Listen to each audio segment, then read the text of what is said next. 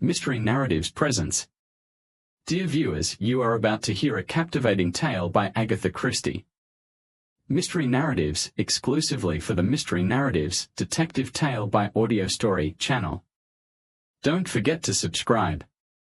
Agatha Christie wrote the Lemesurier Inheritance during a period when she was deeply exploring themes of fate and familial curses which were common in Gothic literature.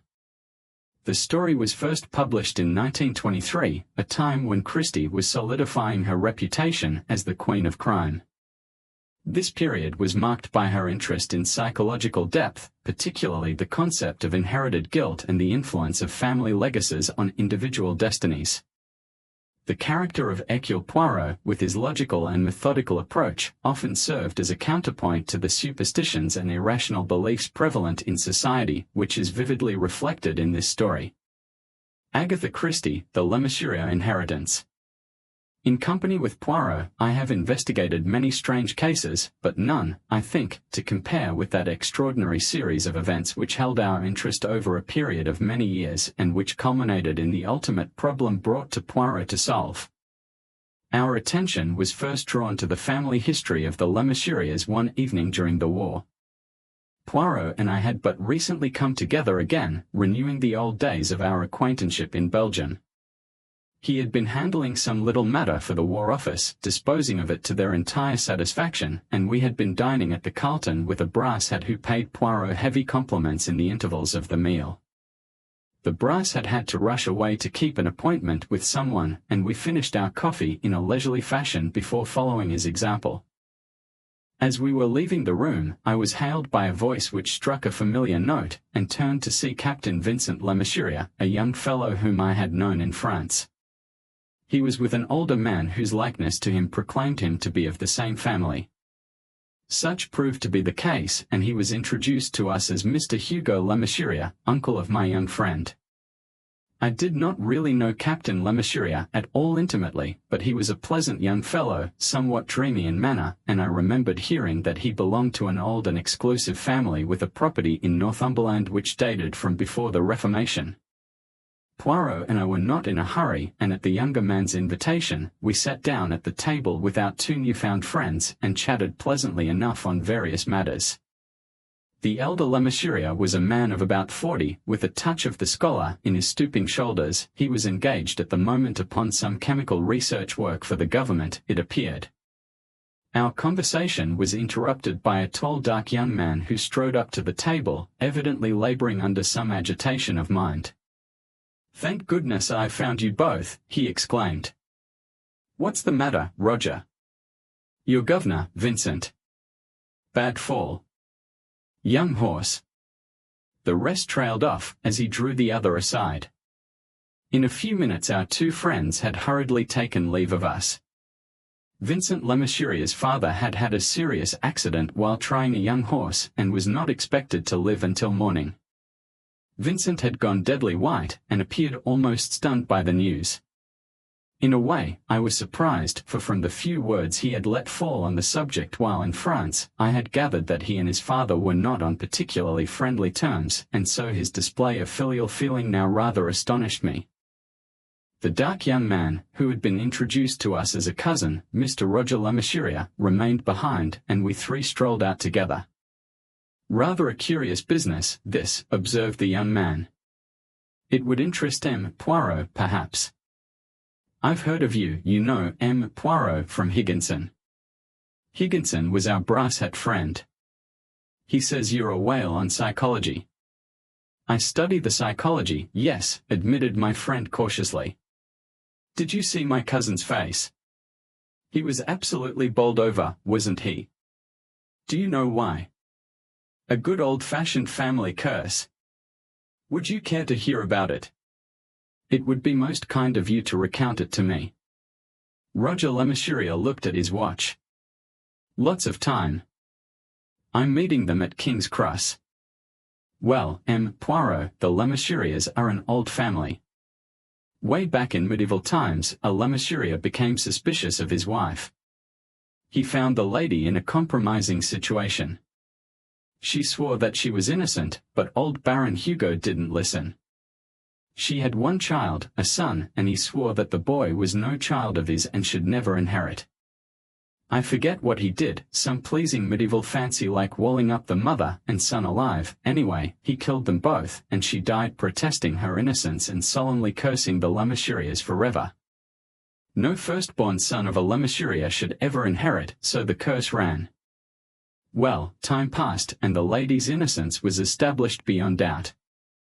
I believe that Hugo wore a hair shirt and ended up his days on his knees in a monk's cell. But the curious thing is that from that day to this, no firstborn son ever has succeeded to the estate. It's gone to brothers, to nephews, to second sons, never to the eldest son. Vincent's father was the second of 5 sons, the eldest of whom died in infancy. Of course, all through the war, Vincent has been convinced that whoever else was doomed, he certainly was.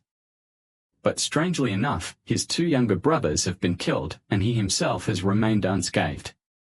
An interesting family history, said Poirot thoughtfully. But now his father is dying, and he, as the eldest son, succeeds. Exactly. A curse has gone rusty, unable to stand the strain of modern life. Poirot shook his head, as though deprecating the other's jesting tone. Roger Lemesurier looked at his watch again, and declared that he must be off. The sequel to the story came on the morrow, when we learned of the tragic death of Captain Vincent Lemesurier. He had been travelling north by the Scotch mail train, and during the night must have opened the door of the compartment and jumped out on the line. The shock of his father's accident coming on top of the shell shock was deemed to have caused temporary mental aberration. The curious superstition prevalent in the Lemesurier family was mentioned in connection with the new heir, his father's brother, Ronald Lemesurier, whose only son had died on the Somme. I suppose our accidental meeting with young Vincent on the last evening of his life quickened our interest in anything that pertained to the Lemesurier family, for we noted with some interest 2 years later the death of Ronald Lemesurier, who had been a confirmed invalid at the time of his succession to the family estates. His brother John succeeded him, a hale, hardy man with a boy at Eton. Certainly an evil destiny overshadowed the Lemesuriers. On his very next holiday the boy managed to shoot himself fatally. His father's death, which occurred quite suddenly after being stung by a wasp, gave the estate over to the youngest brother of the 5, Hugo, whom we remembered meeting on the fatal night at the Carlton. Beyond commenting on the extraordinary series of misfortunes which befell the Lemesuriers, we had taken no personal interest in the matter, but the time was now close at hand when we were to take a more active part. One morning Mrs. Lemesurier was announced. She was a tall, active woman, possibly about 30 years of age, who conveyed by her demeanor a great deal of determination and strong common sense. She spoke with a faint transatlantic accent. M. Poirot. I am pleased to meet you. My husband, Hugo Lemesurier, met you once many years ago, but you will hardly remember the fact. I recollect it perfectly, madam. It was at the Carlton. That's quite wonderful of you. M. Poirot, I'm very worried. What about, madam? My elder boy, I've 2 boys, you know. Ronald's 8, and Gerald's 6. Proceed, madam, why should you be worried about little Ronald?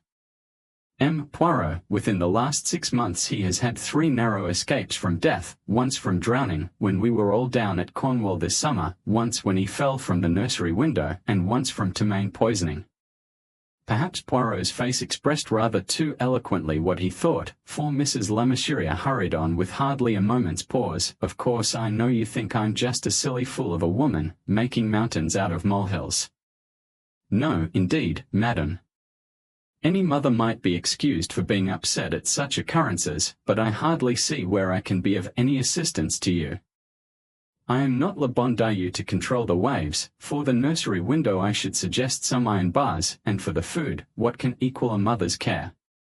But why should these things happen to Ronald and not to Gerald? The chance, madam, la hazard. You think so? What do you think, madam, you and your husband? A shadow crossed Mrs. Lemesurier's face. It's no good going to Hugo, he won't listen. As perhaps you may have heard, there's supposed to be a curse on the family, no eldest son can succeed. Hugo believes in it. He's wrapped up in the family history and is superstitious to the last degree. When I go to him with my fears, he just says it's the curse and we can't escape it. But I'm from the States, M. Poirot, and over there we don't believe much in curses. We like them as belonging to a real high-toned old family. It gives a sort of cachet, don't you know?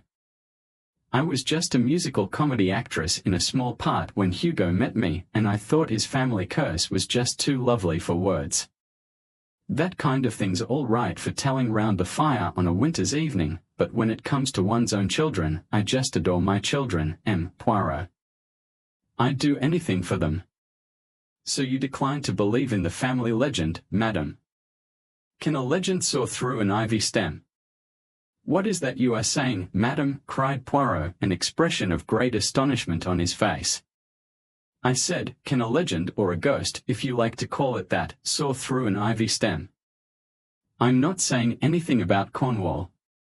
Any boy might go out too far and get into difficulties, though Ronald could swim when he was 4 years old. But the ivy's different. Both the boys were very naughty. They discovered they could climb up and down by the ivy. They were always doing it. One day Gerald was away at the time. Ronald did it once too often, and the ivy gave way and he fell. Fortunately he didn't damage himself seriously. But I went out and examined the ivy. It was cut through, M. Poirot, deliberately cut through. It is very serious what you are telling me there, madam. You say your younger boy was away from home at the moment? Yes. And at the time of the ptomaine poisoning, was he still away? No, they were both there. Curious, murmured Poirot. Now, madam, who are the inmates of your establishment? Miss Saunders, the children's governess, and John Gardner, my husband's secretary. Mrs. Lemesurier paused, as though slightly embarrassed. And who else, madam? Major Roger Lemesurier, whom you also met on that night, I believe, stays with us a good deal. Ah, yes, he is a cousin, is he not?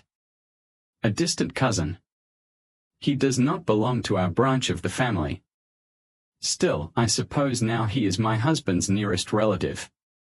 He is a dear fellow, and we are all very fond of him. The boys are devoted to him. It was not he who taught them to climb up the ivy. It might have been.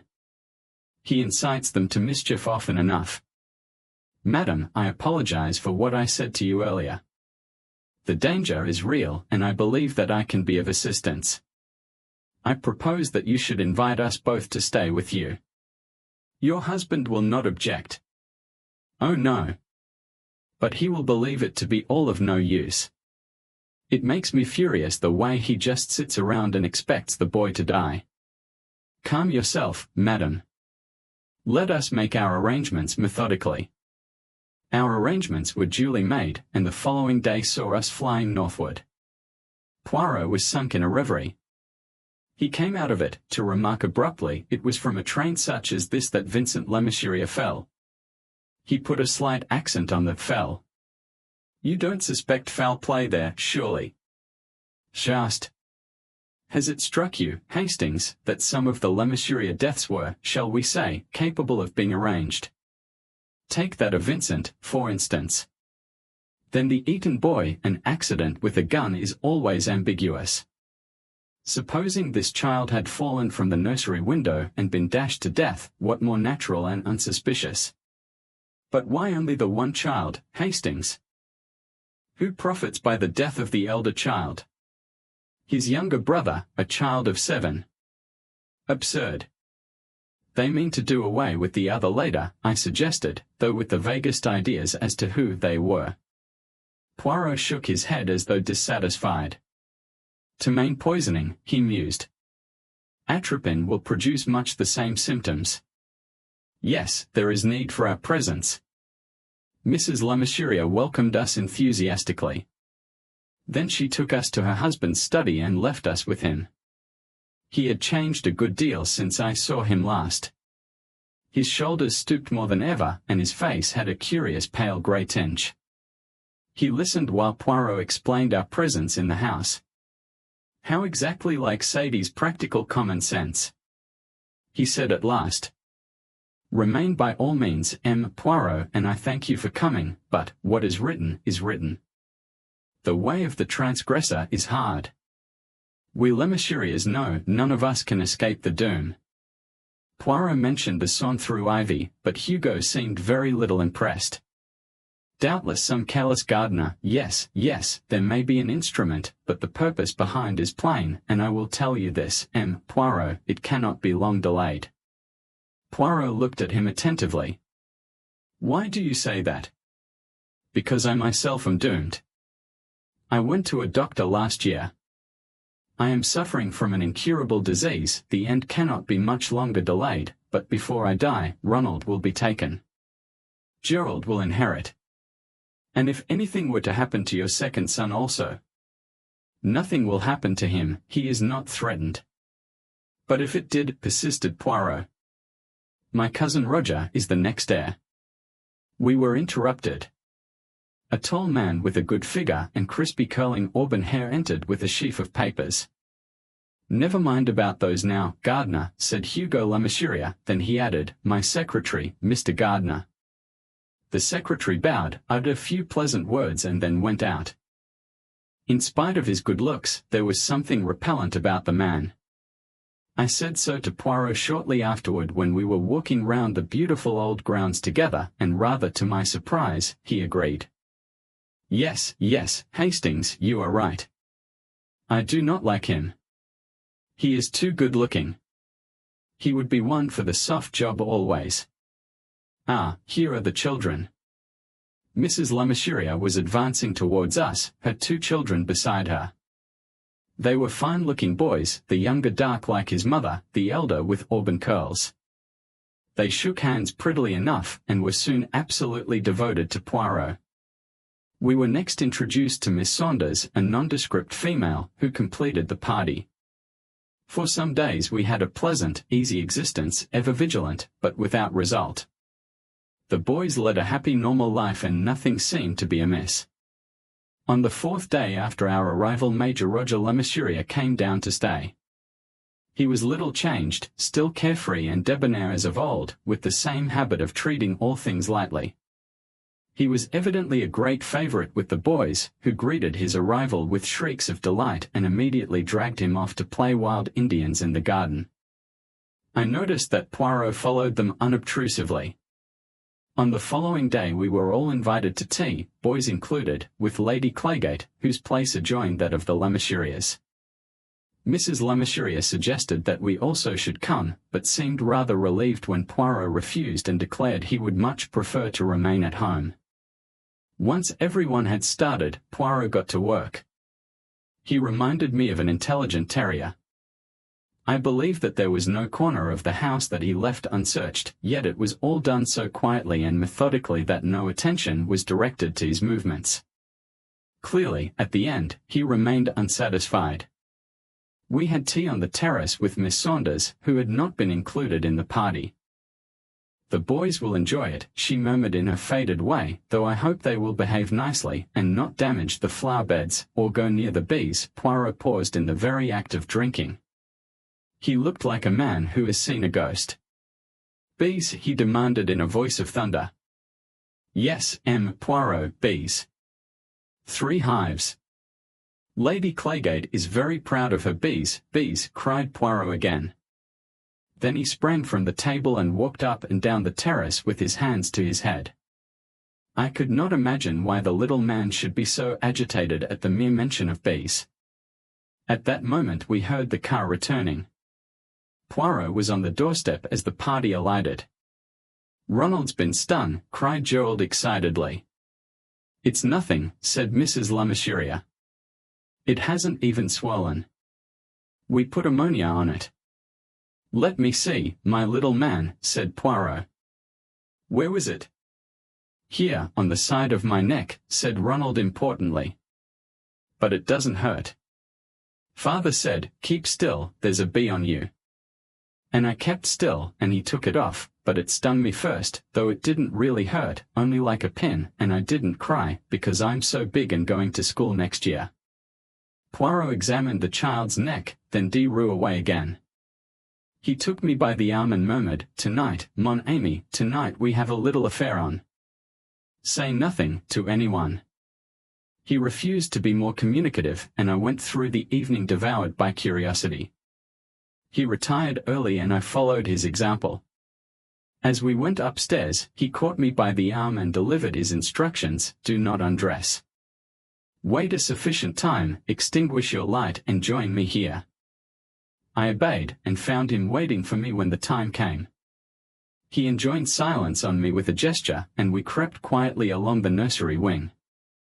Ronald occupied a small room of his own.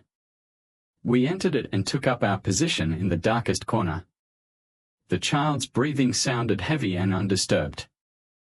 "Surely he is sleeping very heavily," I whispered. Poirot nodded. "Drugged," he murmured. "Why?" "So that he should not cry out at what?" she asked, as Poirot paused. "At the prick of the hypodermic needle, mon ami."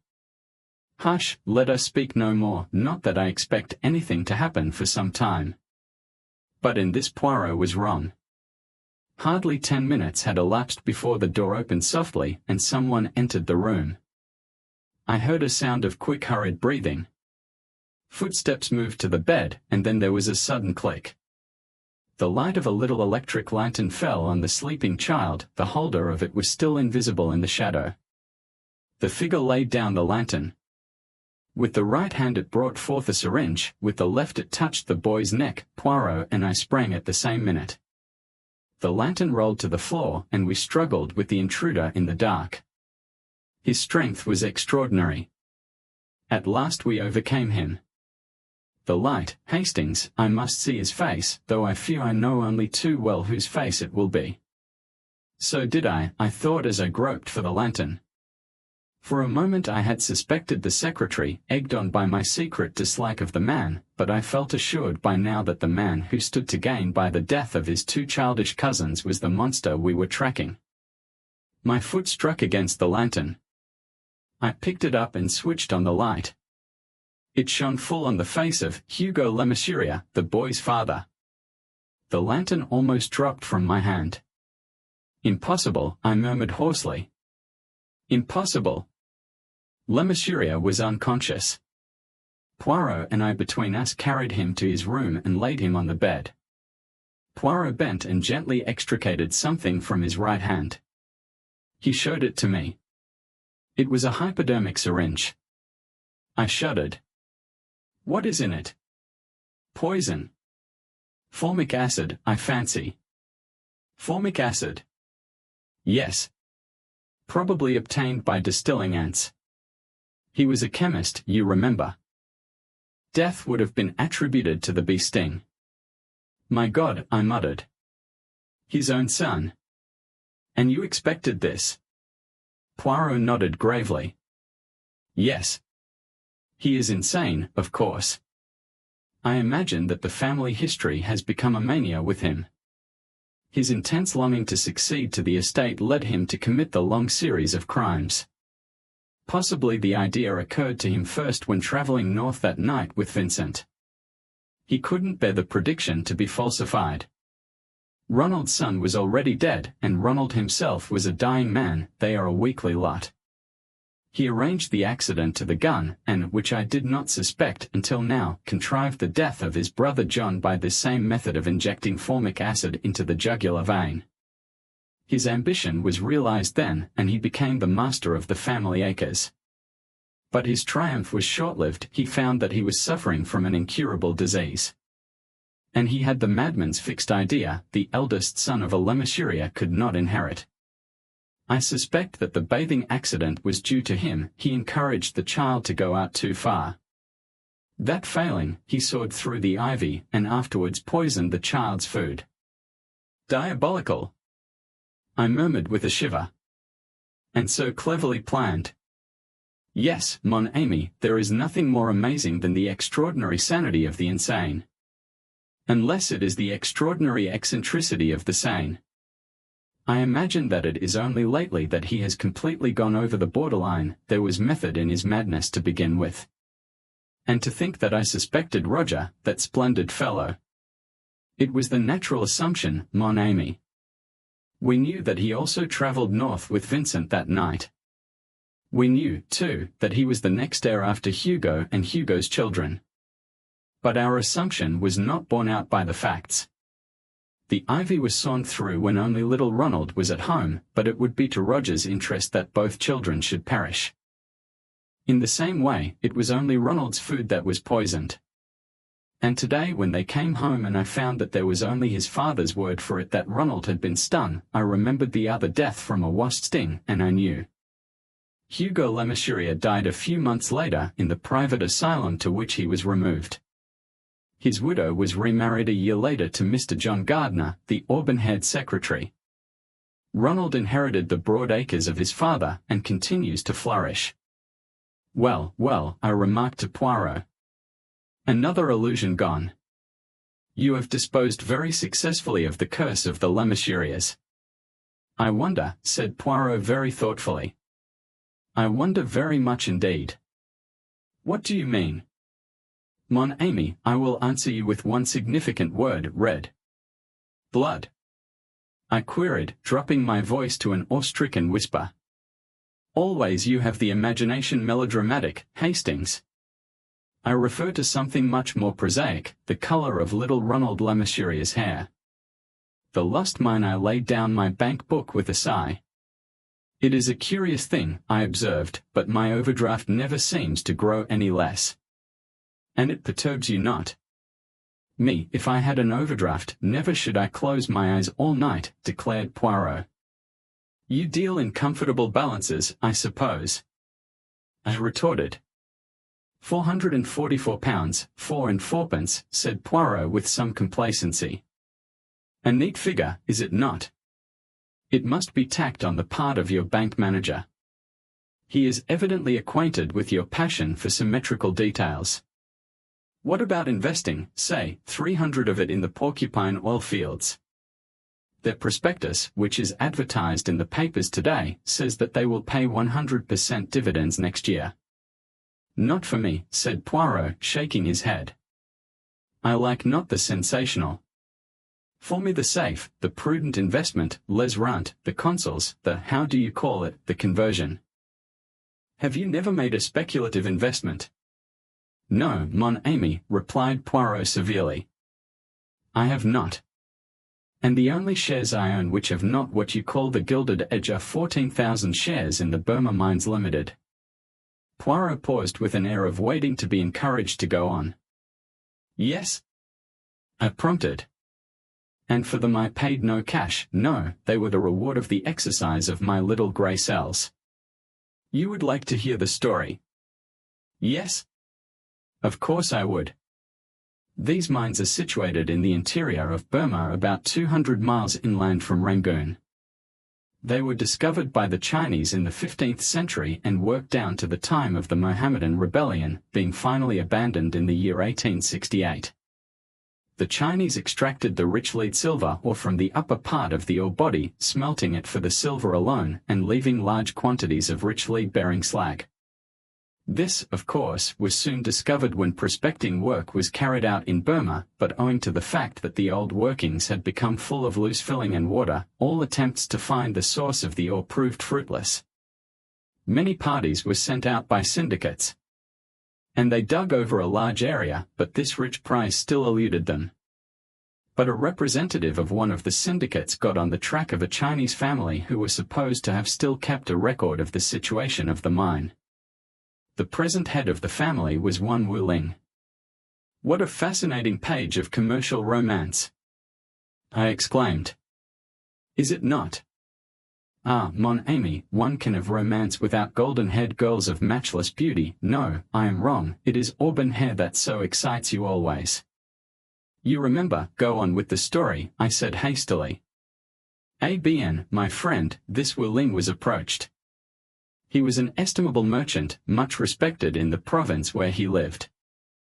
He admitted at once that he owned the documents in question, and was perfectly prepared to negotiate for this sale, but he objected to dealing with anyone other than principals. Finally, it was arranged that he should journey to England and meet the directors of an important company. Wu Ling made the journey to England in the SS Assunta, and the Assunta docked at Southampton on a cold, foggy morning in November.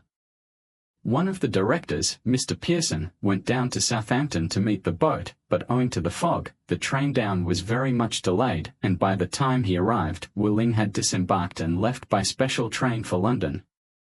Mr. Pearson returned to town somewhat annoyed, as he had no idea where the Chinaman proposed to stay.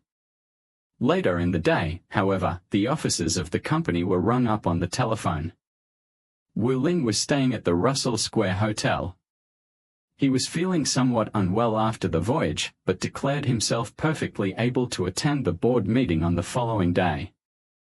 The meeting of the board took place at 11 o'clock. When 11:30 came and Wu Ling had not put in an appearance, the secretary rang up the Russell Hotel. In answer to his inquiries, he was told that the Chinaman had gone out with a friend about 10:30. It seemed clear that he had started out with the intention of coming to the meeting, but the morning wore away, and he did not appear. It was, of course, possible that he had lost his way, being unacquainted with London, but at a late hour that night he had not returned to the hotel. Thoroughly alarmed now, Mr. Pearson put matters in the hands of the police. On the following day, there was still no trace of the missing man, but towards evening of the day after that again, a body was found in the Thames which proved to be that of the ill-fated Chinaman. Neither on the body nor in the luggage at the hotel was there any trace of the papers relating to the mine. At this juncture, mon ami, I was brought into the affair. Mr. Pearson called upon me. While profoundly shocked by the death of Wu Ling, his chief anxiety was to recover the papers which were the object of the Chinaman's visit to England. The main anxiety of the police, of course, would be to track down the murderer. The recovery of the papers would be a secondary consideration. What he wanted me to do was to cooperate with the police while acting in the interests of the company. I consented readily enough. It was clear that there were two fields of search open to me. On the one hand, I might look among the employees of the company who knew of the Chinaman's coming, on the other, among the passengers on the boat who might have been acquainted with his mission. I started with the second, as being a narrower field of search. In this I coincided with Inspector Miller, who was in charge of the case, a man altogether different from our friend Jap, conceited, ill-mannered and quite insufferable. Together we interviewed the officers of the ship. They had little to tell us. Wu Ling had kept much to himself on the voyage. He had been intimate with but two of the other passengers, one a broken-down European named Dyer who appeared to bear a somewhat unsavory reputation, the other a young bank clerk named Charles Lester, who was returning from Hong Kong. We were lucky enough to obtain snapshots of both these men. At the moment there seemed little doubt that if either of the two was implicated, Dyer was the man. He was known to be mixed up with a gang of Chinese crooks and was altogether a most likely suspect. Our next step was to visit the Russell Square Hotel. Shown a snapshot of Wu Ling, they recognized him at once. We then showed them the snapshot of Dyer, but to our disappointment, the hall porter declared positively that that was not the man who had come to the hotel on the fatal morning. Almost as an afterthought, I produced the photograph of Lester, and to my surprise the man at once recognized it. "Yes, sir," he asserted, "that's the gentleman who came in at 10:30 and asked for Mr. Wu Ling, and afterwards went out with him." The affair was progressing. Our next move was to interview Mr. Charles Lester.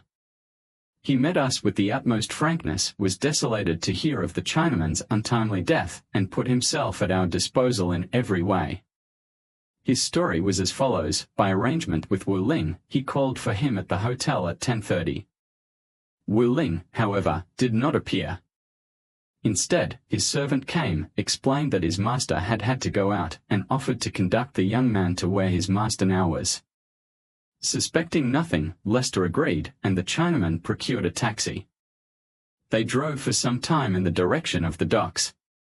Suddenly becoming mistrustful, Lester stopped the taxi and got out, disregarding the servant's protests. That, he assured us, was all he knew. Apparently satisfied, we thanked him and took our leave. His story was soon proved to be a somewhat inaccurate one. To begin with, Wu-ling had had no servant with him, either on the boat or at the hotel. In the second place, the taxi driver who had driven the two men on that morning came forward. Far from Lester's having left the taxi en route, he and the Chinese gentleman had driven to a certain unsavory dwelling place in Limehouse, right in the heart of Chinatown. The place in question was more or less well known as an opium den of the lowest description. The two gentlemen had gone in. About an hour later the English gentleman, whom he identified from the photograph, came out alone. He looked very pale and ill, and directed the taximan to take him to the nearest underground station. Inquiries were made about Charles Lester's standing, and it was found that, though bearing an excellent character, he was heavily in debt, and had a secret passion for gambling. Dyer, of course, was not lost sight of. It seemed just faintly possible that he might have impersonated the other man, but that idea was proved utterly groundless. His alibi for the whole of the day in question was absolutely unimpeachable. Of course, the proprietor of the opium den denied everything with oriental stolidity. He had never seen Charles Lester. No two gentlemen had been to the place that morning. In any case, the police were wrong, no opium was ever smoked there. His denials, however well meant, did little to help Charles Lester.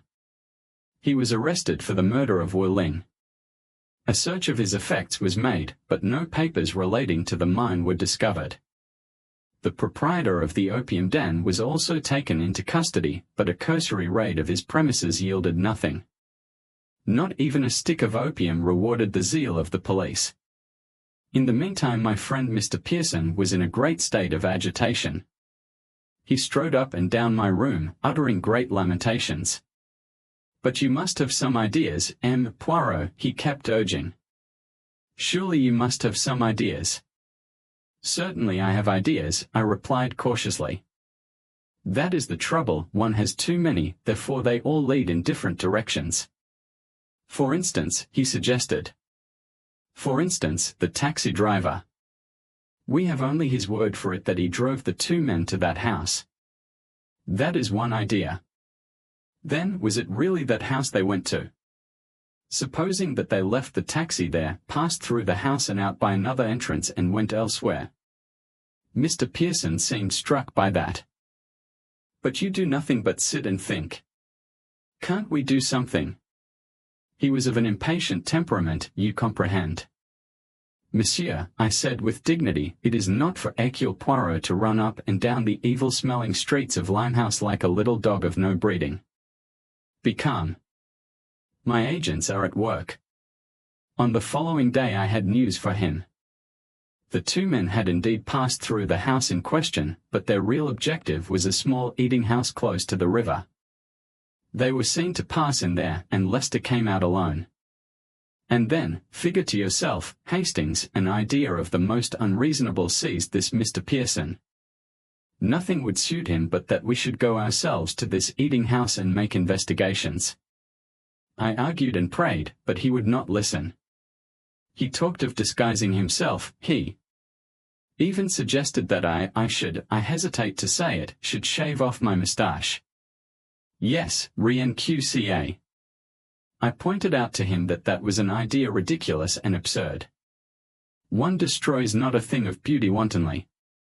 Besides, shall not a Belgian gentleman with a moustache desire to see life and smoke opium just as readily as one without a moustache? ABN, he gave in on that, but he still insisted on his project. He turned up that evening, mon Dieu, what a figure! He wore what he called the pea jacket, his chin, it was dirty and unshaved, he had a scarf of the vilest that offended the nose. And figure to yourself, he was enjoying himself. Truly, the English are mad. He made some changes in my own appearance. I permitted it. Can one argue with a maniac? We started out, after all, could I let him go alone, a child dressed up to act the charades? Of course you couldn't, I replied. To continue, we arrived. Mr. Pearson talked English of the strangest. He represented himself to be a man of the sea. He talked of lubbers and foxels and I know not what.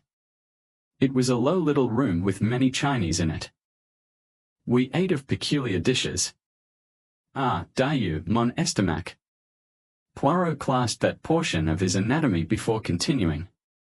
Then there came to us the proprietor, a Chinaman with a face of evil smiles. You gentlemen no likey food here, he said. You come for what you likey better. Pie pipe, eh? Mr. Pearson, he gave me the great kick under the table. He had on the boots of the sea too. And he said, I don't mind if I do, John.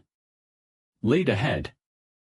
The Chinaman smiled, and he took us through a door and to a cellar and through a trapdoor and down some steps and up again into a room all full of divans and cushions of the most comfortable. We lay down and a Chinese boy took off our boots. It was the best moment of the evening.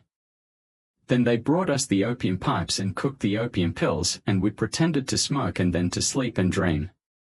But when we were alone, Mr. Pearson called softly to me, and immediately he began crawling along the floor. We went into another room where other people were asleep, and so on, until we heard two men talking. We stayed behind a curtain and listened. They were speaking of Wu Ling. What about the papers? Said one. Mr. Lester, he tacky those, answered the other, who was a Chinaman. He say, putty them ali in safety place, where policemen no looky. Ah, but is nabbed, said the first one. He get tea free. Policeman not sure he done it. There was more of the same kind of thing, then apparently the two men were coming our way, and we scuttled back to our beds. We'd better get out of here, said Pearson, after a few minutes had elapsed. This place isn't healthy. You are right, monsieur, I agreed. We have played the farce long enough. We succeeded in getting away, all right, paying handsomely for our smoke. Once clear of Limehouse, Pearson drew a long breath. I'm glad to get out of that, he said. But it's something to be sure. It is indeed, I agreed. And I fancy that we shall not have much difficulty in finding what we want after this evening's masquerade. And there was no difficulty whatsoever, finished Poirot suddenly. This abrupt ending seemed so extraordinary that I stared at him. But where were they? Just. In his pocket, tout simplement. But in his pocket. Mr. Pearson's, parbleu. Then, observing my look of bewilderment, he continued gently, you do not yet see it. Mr. Pearson, like Charles Lester, was in debt.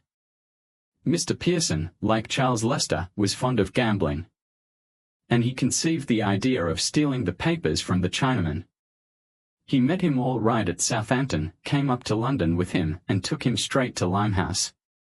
It was foggy that day, the Chinaman would not notice where he was going. I fancy Mr. Pearson smoked the opium fairly often down there and had some peculiar friends in consequence. I do not think he meant murder. His idea was that one of the Chinamen should impersonate Wu Ling and receive the money for the sale of the document. So far, so good. But, to the Oriental mind, it was infinitely simpler to kill Wu Ling and throw his body into the river, and Pearson's Chinese accomplices followed their own methods without consulting him. Imagine, then, what you would call the funk blue of M. Pearson. Someone may have seen him in the train with Wu Ling. Murder is a very different thing from simple abduction. His salvation lies with the Chinaman who is personating Wu Ling at the Russell Square Hotel. If only the body is not discovered too soon. Probably Wu Ling had told him of the arrangement between him and Charles Lester whereby the latter was to call for him at the hotel. Pearson sees there an excellent way of diverting suspicion from himself. Charles Lester shall be the last person to be seen in company with Wu Ling.